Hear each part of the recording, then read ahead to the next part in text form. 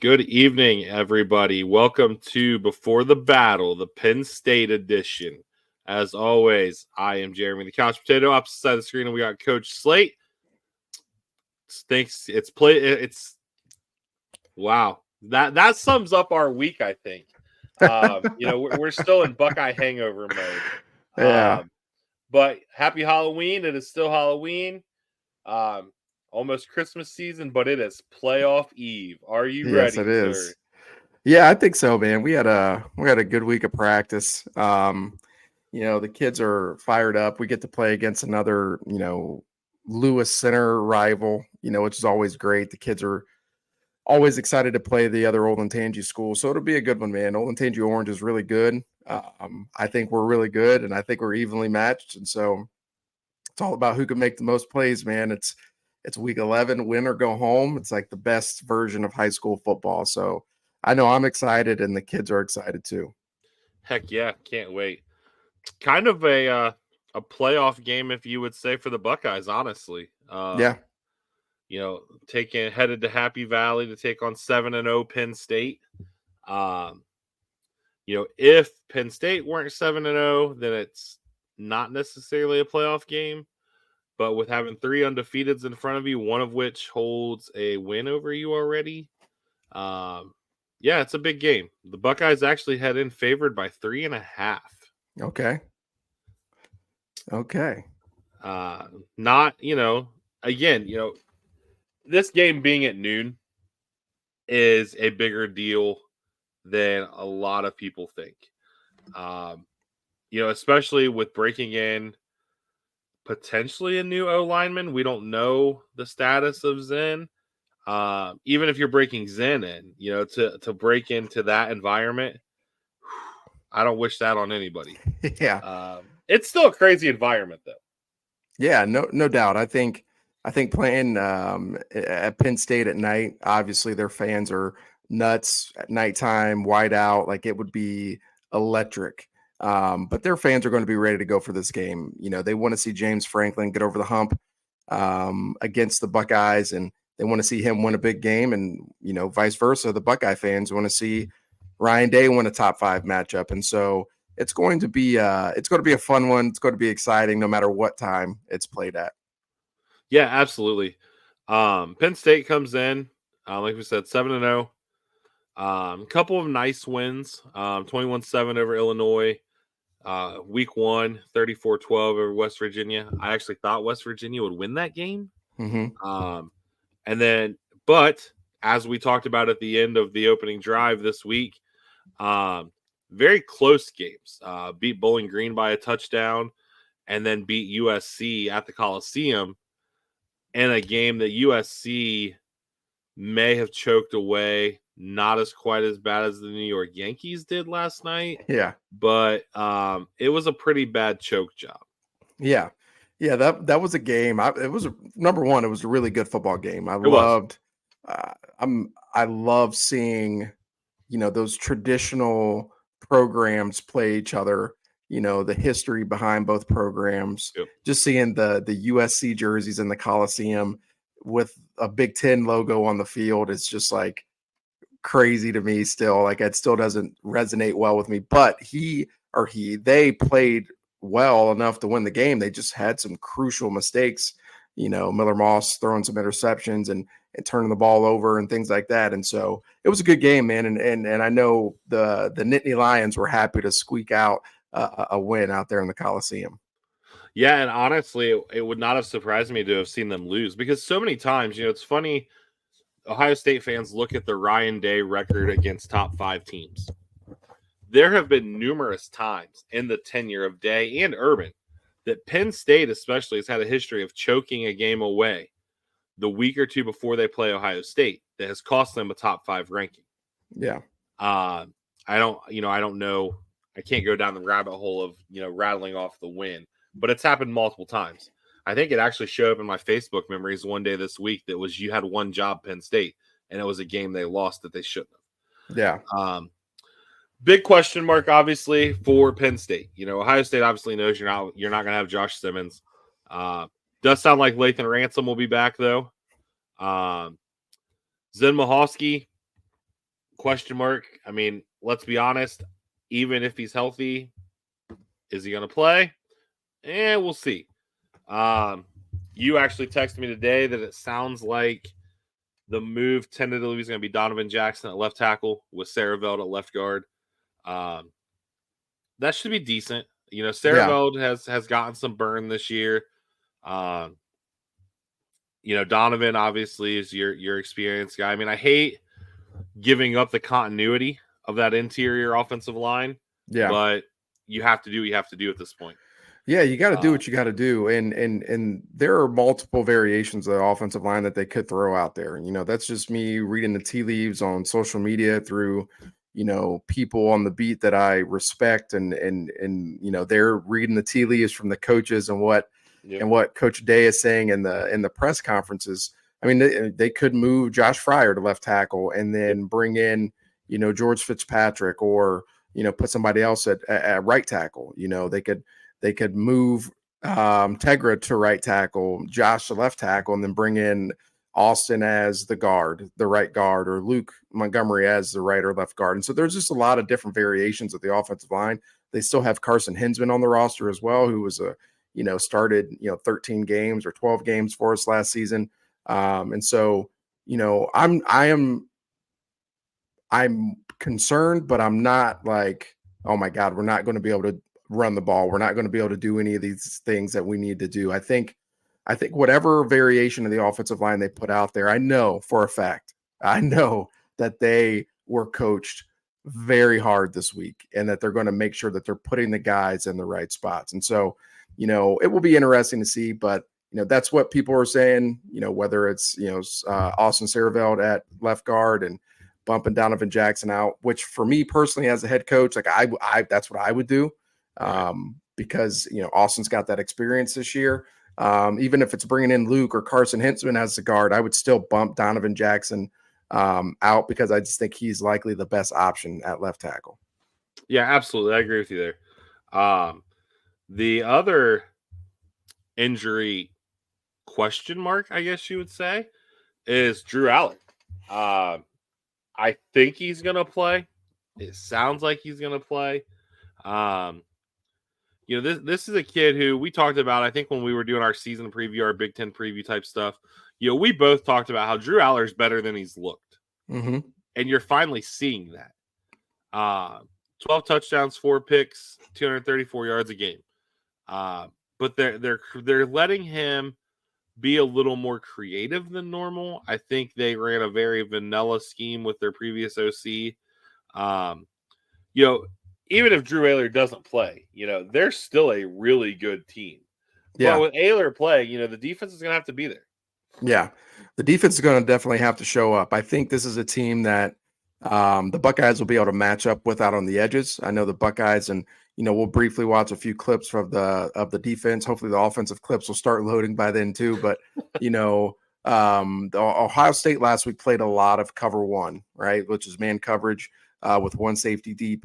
And they did a lot of that. And against Nebraska, I could see them doing a lot of that again against Penn State, because I believe they feel in their gut that they can match up really well with them. And so regardless of who's at quarterback, the Buckeyes are going to have to come ready to play. You know, the backup quarterback came in against Wisconsin, and I actually think that they were playing a little bit better than they were with Drew Aller at quarterback before he got hurt. You know, that backup quarterback's got a really, you know, strong running ability, and that's always can create issues for any defense. A running quarterback can be any defensive coordinator's kryptonite. You know, talk about Nick Saban, how he always struggled against quarterbacks who could run the ball. And so it really changes the dynamic of how you prepare, because I think both of those guys, Drew Aller, and I forget the backup quarterback's name. Tribula. There we go. They are different styles. Yes, and so 100%. who do you prepare for? You kind of have to block out parts of practice for both of them. So you go into practice saying, okay, at least we rep these things against this guy, so we can feel confident about, if this is the guy, this is the game plan that we're going to go with. Yeah, absolutely. You know, one other injury concern on the Penn State front, defensive end, Danny Dennis Sutton, sounds like he is going to be out. pretty big loss. Obviously, we'll get into the players a little bit more, but they've got a dude on defense that helps offset that. So, Yeah. Just kind of what we've been doing, the rundown of the stats. They are averaging 464 yards a game on offense, only giving up 268. So, I mean, that's almost 200 more yards a game. Yeah. Now, granted, you've got some outliers in there. You've got a Kent State game in there. That was like 52-0. Passing yards, 266 through the air, giving up 174. So, they are a little susceptible to the pass, which surprises me because they've got a dude at safety that is legit. Yeah. Rushing yards, almost 200 yards a game, which, everybody is, the numbers may not show it lately that, Travion Henderson and Quinshon Judkins are the two best backs in America on the same team. Katron Allen and Nicholas Singleton are probably the 1B to that. Yeah. Those guys are good. Yeah. 50% conversion rate on third down. That kind of jumped out to me. And their defense is only allowing 33% on third down. Okay. Which is an area the Buckeyes struggled in last week. Yeah. Another thing that really jumped out, for having as good of a defensive line as they only have 14 sacks as a defense. I would have expected that number to be higher. 33 points a game on offense, 14 on D. Again, you had Kent State, you had Bowling Green. So I don't put a ton of stock in that number. You add a 0 to that column, like they shut Kent State out, and that number drops pretty quick. Yeah. 6 interceptions on defense, but they've thrown 5. So they have shown that James Franklin propensity to still throw the ball away. That is one thing that, Franklin teams have always been a little notorious for. The other thing that jumps out to me is their red zone defense. Opponents are scoring, and this is field goals or touchdowns, 76% of the time they're in the red zone on their defense. Wow. That's definitely an interesting stat for sure. Now, granted, the Penn State offense is scoring 93% of the time. Yeah. But they have a reason for that. Their running back duo, but they have a stud tight end. Yeah, they do. It's really good. They use him for everything. Yeah, I mean he's their leading receiver. He has carried the ball out the backfield a couple times. I think they even line him up at quarterback. Yeah, they've lined him up at quarterback a bunch. So yeah, I mean, as far as with the breakdown, the team stats, anything jump out to you outside of that red zone number? I mean, one of the things that jumps out to me, and I know, people will say, Slate, you're just being a homer. It's like, we got to look at the numbers, and I'm being a realist. I think this Penn State team is very good. I think they're very talented. I think Abdul Carter is one of the best players in the country. I think he could create so much havoc for our offensive line, and really, test the mental fortitude of our guy Will Howard, because Abdul Carter can live in the backfield the whole entire game. So there are a lot of different things. They've got a really good linebacking core. They got some good safeties. It's a really good defense. But the one thing that I want to point out, and it's in terms of our defense.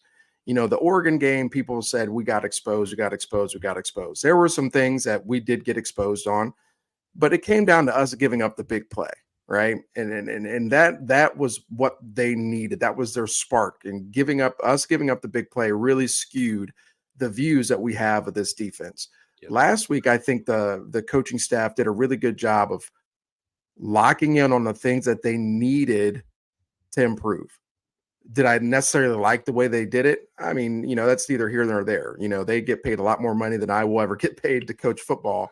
And so, to create penetration, to get more pressure on the quarterback, that was their goal, and they did that, and they made life hard for Dylan Raiola, and they were only able to really have one really good drive that game.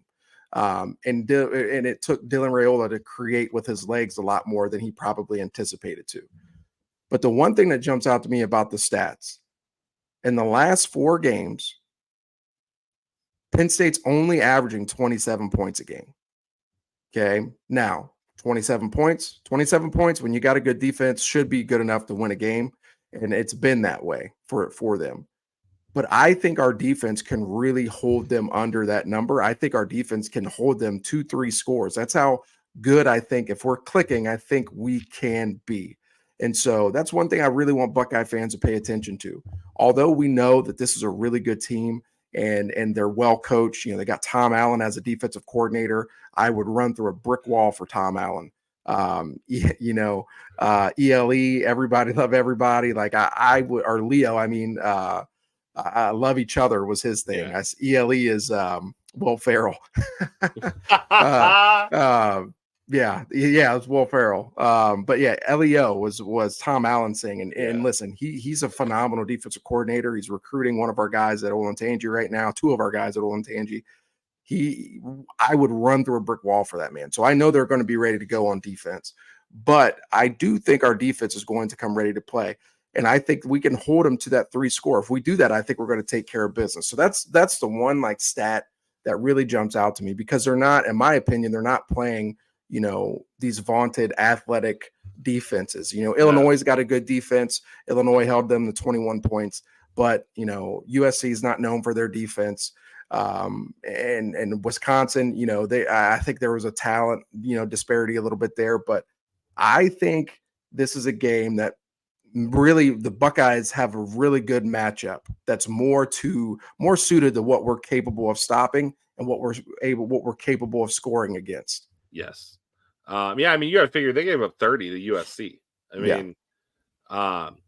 So the Stars, offensively, obviously, we talked about Drew Aller. The running backs, Katron Allen, Nick Singleton. Allen's got 509 yards, 4 tutties. Singleton's got 483 and 3. They're right there together.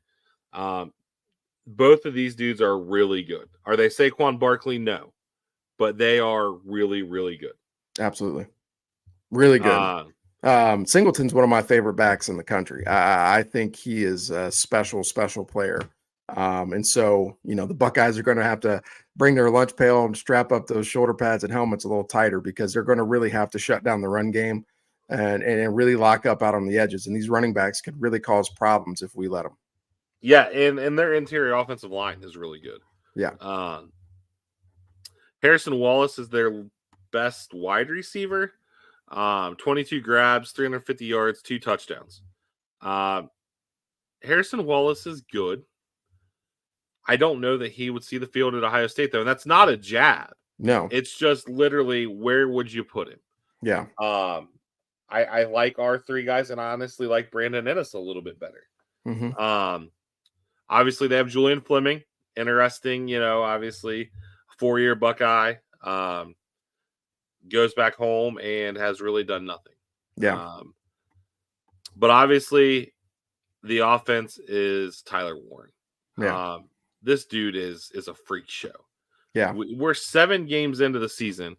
He has 47 catches, 559 yards, 4 touchdowns. But like you said, they use him for everything. Everything. And I think, for us, I like our matchup that we're going to have with them. Who is likely going to be playing a lot of man coverage on him if that's the route that we go? Arguably the best safety in the country in Caleb Downs. And, I will take that matchup, right? They haven't faced guys like we have in our secondary this season yet. They've not done it, right? Denzel Burke, we'll watch a little bit on the film today. Denzel Burke really, really bounced back from the Oregon week and played a pretty solid game all around. Obviously there was that one catch that they ruled incomplete, but that was a freaking dime by Raiola. It's perfect throw, perfect spot. There's no defense for a perfect throw. But I think our matchup is really good against their tight end. And I think, Caleb Downs, he'll have to come ready to go. It's not going to be a cakewalk. Right. But I like the fact that if we do play some man coverage, that's likely who he's going to be matched up with. Yeah, and if it's not Caleb, it's going to be probably Sonny, who I think is still a good matchup. The Caleb matchup's better. Lathan Ransom is a good matchup, and that's where you have the options. Defensively, Kobe King, probably the best linebacker in the game, though, as Yeah. far as in this game. Really, really good. Jalen Reed, 44 tackles, 2 picks, a forced fumble at safety. But then, Abdul Carter. This guy is really, really good. Yeah, he is. They're going to move him around. They're going to try to find mismatches and weaknesses. Thing that jumps out to me, though, he's only got 4 sacks. I thought that would be higher. Yeah. Yeah, and I honestly thought so too. I think what he brings is what we want to see from our defense. We want to see from a Sonny Styles. We want to see from a CJ Hicks. We want to see that hybrid jack linebacker type. This dude can move around all over the place. He's a freak of nature. He's a freak athlete. He's I'm 5'7", so he's only 6'3", weighs about 255 pounds. So he's not like an overly big guy, right? But I mean, very similar size to like a Caden Curry for us, right? Not somebody that's like huge, but he's way more athletic. He can just do so many different things. And Tom Allen does a really good job of bouncing him around, really trying to find mismatches, putting him in some one-on-one spots. I guarantee you, whoever starts at left tackle, they're going to really test whoever that is. There might be times where they put him at linebacker and blitz him. There might be times where he lines up on the interior, and they're looping him around and doing different stunts. They use him the way that we want to see our defense use a CJ Hicks or a Sonny Styles. And so if you want to get a good look at what the jack could be like in our defense, just pay attention to Abdul Carter, man, because he's the real deal. And the Buckeyes are going to have to account for him. Our pass protection is going to have to be on point. Our running backs are going to do a great job of chipping. And so it's going to be a good matchup for us, man. It's going to be a tough one. We're going to have to, I don't want to say play perfect to slow him down, but we're going to have a really strong game plan to really slow him down because he can cause problems. Yeah, and I'll be interested. You hit on something, with the chip in the backs. I'll be interested to see if we leave a lot of tight ends to that left side. And I saw somebody throw this around on one of the sites this week. Maybe you implore that deploy the 6-man offensive line. Just to get another. Because you can still run almost everything you want to run with an offensive lineman as a tight end. I mean, yeah. So that'll be interesting to see. One thing we've talked about for the last month finally kind of came into the mainstream this week. Ryan Day essentially and Jim Knowles both said we want to see more rotation on the D line. Yeah. I don't love it becoming public because that's the laundry you take care of in your house. But that also tells me, for everybody that says Ryan Day is afraid to ruffle feathers, that was Ryan Day's way of ruffling Larry's feathers. Yeah, and that's not an easy thing to do. Everybody will say like, Ryan Day's soft and different things like that. Like, I don't agree with every decision that he makes. I'm not some Ryan Day stan or some homer. I do think he makes some mistakes as a head coach, but we all make mistakes as coaches, right? You try to give people the leeway to work their way through some things. You try to give your coaching staff the level of trust that they can work through their differences to make sure they're putting the best product on the field, that it's best for the kids and the program as a whole. And sometimes it just doesn't work out that way. Sometimes you've given that leeway and they don't step up and do what they need to do. It's very clear by the defense that we run, there is some sort of rift between, what Jim Knowles wants to do and what Larry Johnson wants to do. There's very clear that Larry Johnson only wants to keep those 4 guys in, and that's okay. Like listen, like if they've earned the right to do that and you want to keep them in, that's fine. But Ryan Day brings up such a good point. We want to keep our guys fresh so that in the fourth quarter, when we need to get stops, our dudes are the guys that are on the field. And I'll be honest with you, man, Kenyatta Jackson's playing well. Yes. Caden Curry, when he gets opportunities, is playing well. Caden McDonald, when he's in and getting opportunities, he's playing well. You can rotate guys in and be fine. Edric Houston is going to be playing a lot for this team by the end of the season. Mm-hmm. And so you've got guys who can really provide a spark for our defense.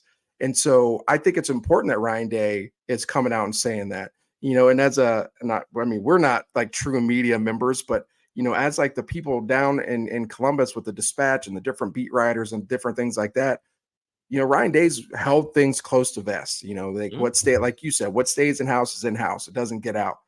But I think sometimes the coaches need that little push, and it needs to kind of be put out in public. Like, dude, like, I trust you to take care of some things. I don't believe that you're doing it. I'm going to put a lot of pressure on you. How are you going to respond to that? And I said it last week, man. Once your coach is put on the spot, your players take it personal. Mm-hmm. They take it personal. Oh, you're going to call out my coach? Okay. Coach Day, I love you, but you're not the reason why I came here. I came because of Coach Jay, right? Yep. And how many people in the defensive line room are probably saying that? And so I guarantee that defensive line is going to come out with a chip on their shoulder. And I just think this is going to be a really good game for us. They're coming off a really good game against Nebraska. They didn't have the best game against Oregon, but the week before that against Iowa, the freaking domination. Like, it was such a good showing from our front. And so I think the defensive line is going to have that chip on their shoulder. And sometimes, man, you need to put it out there for the coaches to get the message and to really challenge you. And, Coach Jay is one of the GOATs. But he's still a coach on the staff, and it's still Ryan Day's program. So he's going to do what he needs to do to make sure the message gets across. Yeah. And, I think, again, it's Ryan Day, knowing what he wants to do, because who did we see show a little more emotion last week than we've ever seen? Mm-hmm. And always plays out of their head against Penn State. Yeah. This has the makings of a JTT game all over it. Yeah. Yeah, I agree with that 100%, man. I think Jalen is going to be ready to play in a major way. When he was left unblocked last week and he went and got that sack and he turned directly to the sideline, he was pointing at somebody. I don't know what he was saying, but he was pointing at somebody. That made it very clear that the defensive line had gotten called out, not just by Coach Day, but by a lot of people, I'm sure, inside the Woody. And not as called out like, oh, you suck, as called out like, no, you're a dog. You need to show up and be a dog, yep. Right? And so I'm hoping that is the same version that we get of JT this game and for the rest of the season as well. I just really have been impressed with the way that Kenyatta Jackson's playing in the 14, 15, 16 snaps that he's getting. He's making plays. Like, he's doing what he needs to do. They need to make sure we're utilizing that dude. You're not going to outwork Caden Curry. And it's okay to take off Jack or Jalen for a series or two. It's okay to give these other guys 25 to 30 reps so that in the fourth quarter, our guy Jalen's out there ready to go to, intercepting screens and living in the backfield and dropping into coverage. Like, there are just so many things that you could do with Jalen. And I just want to see him do what he does, man, and shut everybody up, shut us up, and just go out there and ball out, because I think this defensive line is sick and tired of hearing about, the things that they're not doing. And I think they're going to show us the things that they can and will do from here on out. Yeah, absolutely. And Mr. Big Game James gave a little bit of bulletin board material to JTT this week. The way that guy has played against you for 3 years and you suddenly don't know his last name. Yeah. Come on, James. Yeah. So I think, I've told multiple people this week, I'm not as nervous about this game as I feel like a lot of people are, or I feel like I should be. Mm-hmm. It's not going to be easy. Nope. By any stretch of the imagination. But this is the type of game big time players step up in. And I just feel like Ohio State's got more of them. Yeah. Low scoring affair. Very low. Buckeyes win 21-17. Okay. All right. I think that's a good number. I don't think they're going to hold our offense 21 points. I think Ryan Day, this was the first bad offensive game that I can remember in a very long time. Even the game, what was it, in 2019 against Oregon, we still put up numbers. You know what I mean? But this was the first bad offensive game that I can remember. Look that up now, and I'm not including Missouri from last year. Obviously, that was atrocious. Right. I'm not including that one. We didn't have our starting quarterback. I'm not including that one at all. Our And so backup got hurt. yeah, and so I'm not including that one, but I think, I think our guys are going to bounce back, and I think Ryan Day is going to sling it around. I do. I think Will Howard's going to throw the ball 35 plus times. It's going to come down though to how efficient our run game can be. Like, how efficient can we be in the run game? Can we get, Quinshawn and Travion over 60 yards apiece, rushing the ball? Can we add that or sprinkle in that little bit of Will Howard running the ball? Can he, run the ball, 7 to 10 times and really, get to that 150-yard rushing mark?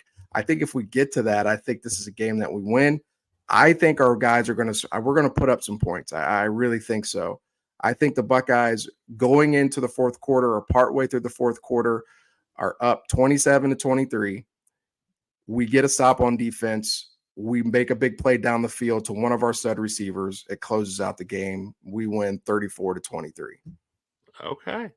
So let me find the date here. November 5th, 2022. Ohio State beats Northwestern 21-7. CJ Stroud goes 10 of 26 for 76 yards. That was the crazy wind game. Mayan Williams goes 26 carries, 111. Buckeyes have 283 total yards and are actually outgained by 2 yards. Yeah, and that was the game with the weather. Yeah. They were showing warm-ups with CJ Stroud throwing the ball, Yes. and the wind was just taking the ball. Yeah. So, I mean, you're And talking very few speaking times that this offense has been held under 300 yards. And speaking of CJ, apparently on the last play before halftime, he just went down. Oh, God, no. I don't know the deets yet. I got a text that said it was his ankle, but he did walk off. So, Okay. just a little NFL caveat there too. Yeah. Okay. So yeah, I think you've got some clips queued up. Yes. And this will be really quick this week. For whatever reason, we're having some technical difficulties with Huddle, which is the film platform that we use. For whatever reason, I cannot get the offensive clips to upload. I apologize. I thought it would be a good week to show some offensive clips because the offense wasn't as bad as people think. I think there were some good things. I just think we didn't execute as well as we should have. And I think we tried to outcoach ourselves sometimes offensively. But nonetheless, we got some defensive film.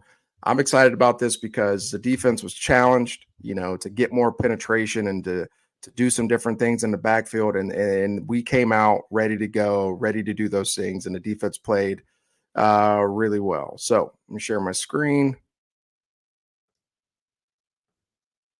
All right, here we go. Okay, so coming out the gate, we knew that they had a pretty good running back. Dylan Raiola is a pretty solid quarterback. We knew that we needed to put a lot of pressure on them and try to create penetration and really force Dylan Raiola to be the guy to beat you with his arm.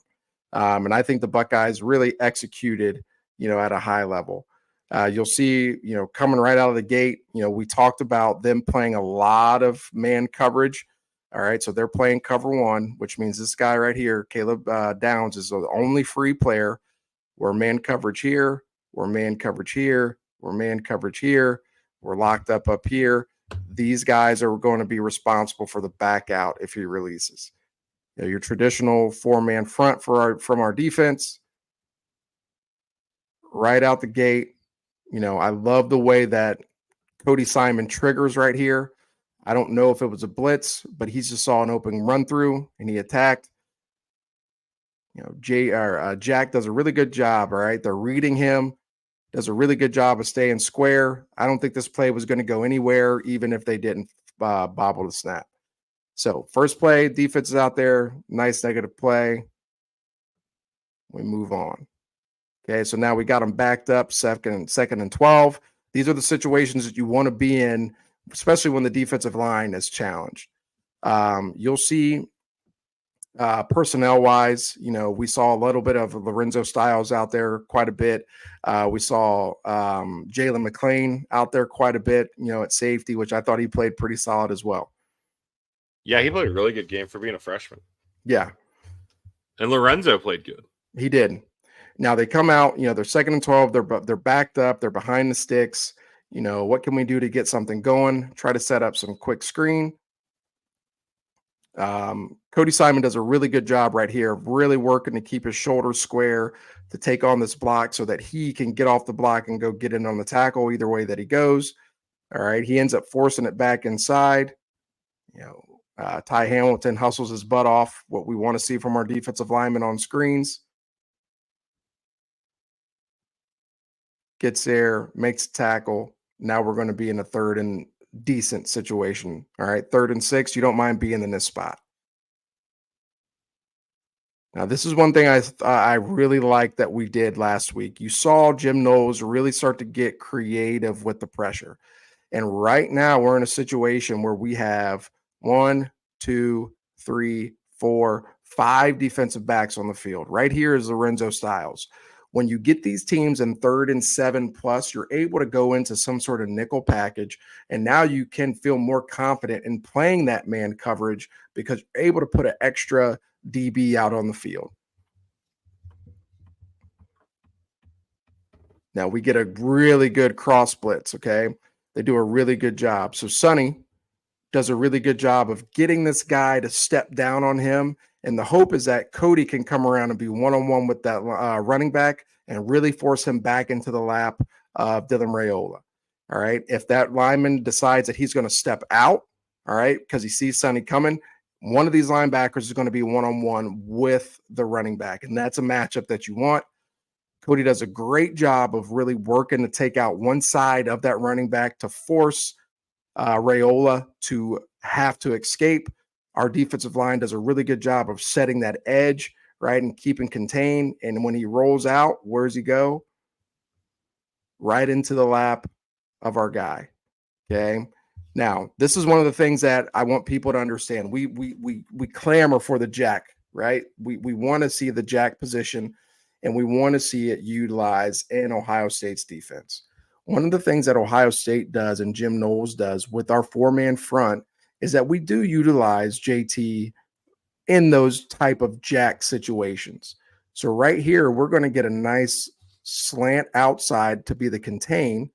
We're getting this pressure. Okay. We're getting this off the edge, and you're going to see Jalen work back to be the spy.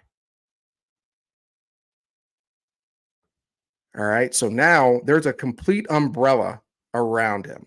I would like to see Jalen, really settle his feet. All right. So that he would be in a better position that if he did escape, that he can go chase it down.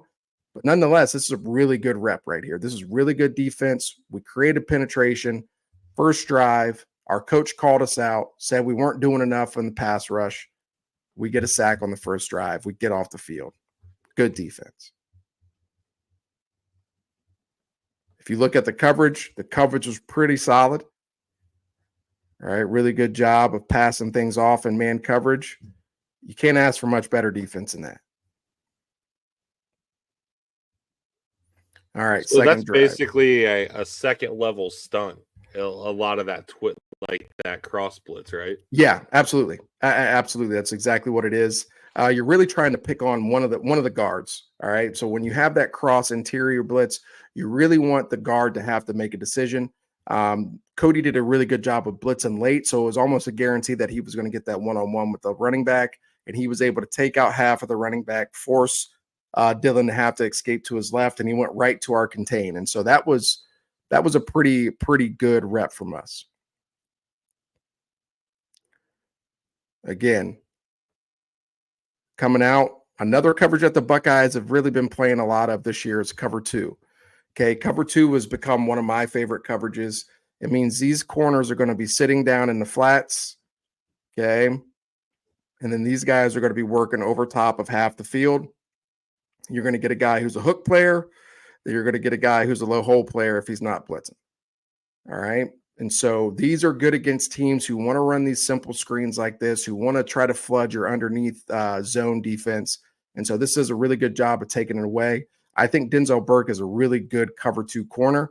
as shown right here. He does a really good job of working to get off that block. Eyes are inside, gets off the block.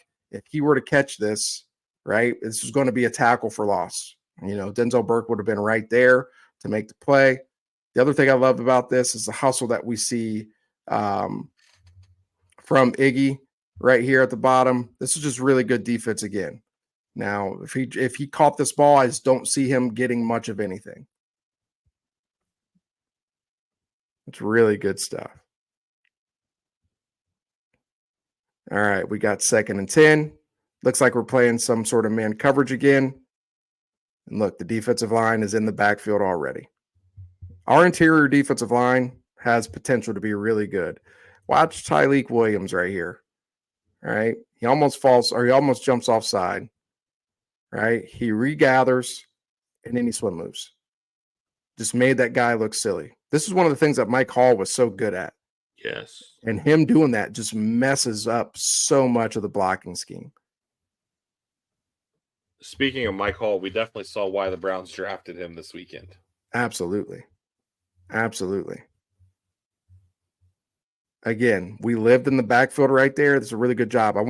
I like this clip because I was really pumped up to see Sonny. You can see Sonny starting to get more and more comfortable playing linebacker. Sonny does a really good job of slipping past his block. I know you guys are going to be like, that's a really subtle thing, but it just shows his spatial awareness. He knows that this guy is blocking down on him. He's got to make him miss somehow. It doesn't mean he has to run through him. If he can slip underneath him and get in on the tackle, go do it. And he does exactly that, man. That's good stuff, man. That's what I love to see. The other thing I like to see here too, man, look at it. Look at IGB. All right, he's playing man coverage right here on this guy who just went in motion, but he realizes it's a run, and he fits right down into the box. He doesn't bat an eye about it. This is a corner. This is a corner at the line of scrimmage in the middle of the teeth of the defense. Like, that dude is an absolute dog, man. He is fearless. Just don't hold or get another pass interference next week. Yeah. All right. Now, here we go. 3rd and long. All right. Let's see if the Buckeyes can get off the field. Now, this was a freaking phenomenal play. All right. And we can end it on, we'll end it on this one. Okay. The Buckeyes, the pressure didn't get home the way that they wanted. It maybe was a half a step late. Tyleik does a really good job of, I love this little cross action that we got here. If Tyleik was just a little quicker, this guy would have ended up in the lap of Raiola. Okay. But again, playing some sort of man coverage. Man, Tyleik is pretty athletic for as big as he is. Well, and if that receiver doesn't get off of the jam of Denzel, so like he gets off the jam, great. Yeah, and he doesn't get off of that jam, that there's nowhere even near that ball. And one quick coaching point when it comes to Denzel Burke in this jam. Okay, I love the fact that Denzel Burke's being, aggressive with his hands, but if you watch his feet aren't really moving.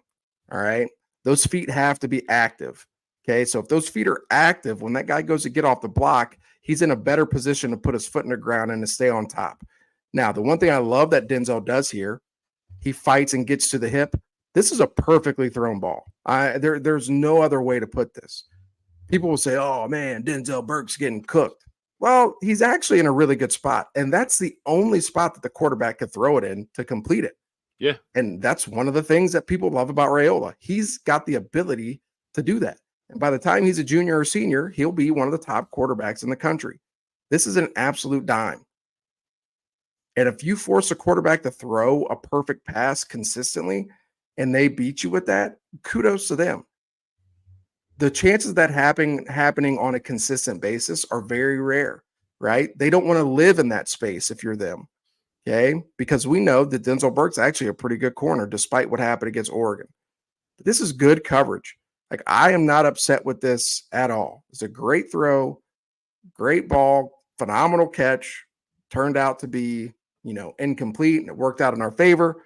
But nonetheless, the first 2 drives of the game, I thought our defense was really lights out. I think we're going to follow that up, and we're going to stack another good defensive week onto our resume. And I think that's really what's going to put us over the hump. And so I'm excited to see what the defense does, man, because I think we got our juice back a little bit, and it took us getting called out. And I hope that we go out and we prove how good of a defense this can be. And these games are personal now.